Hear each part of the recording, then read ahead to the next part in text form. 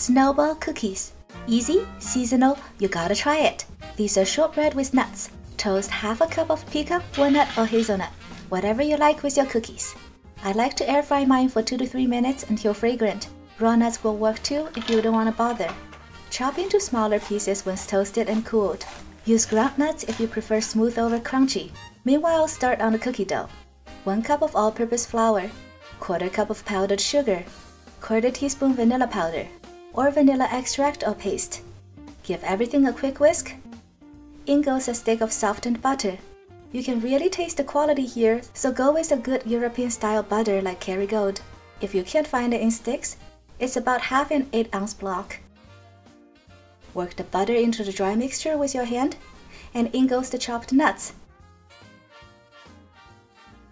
You should have a cookie dough ready in no time. I tested this with cold cubed butter like you would with traditional short crust, just to compare the results and see what happens if you don't plan ahead and your kitchen's too cold in the winter. The steps are a lot like making a pie dough. Just pinch the cube down with your fingers and work it into the dough. Or cut the butter into the flour mixture with a dough cutter. Cold butter makes a cookie that has more of a crispy snap, but the difference is subtle. Even side by side, they look very similar.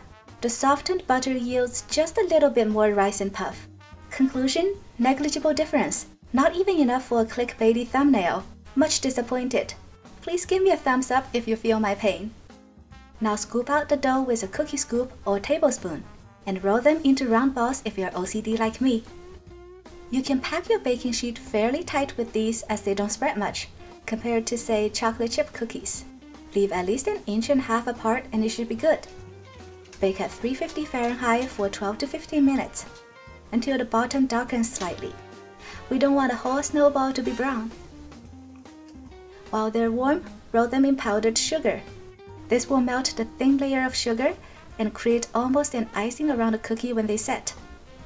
The more cooled down the cookies, the thinner the icing layer, so you can adjust sweetness to taste by adjusting how much you roll your snowball.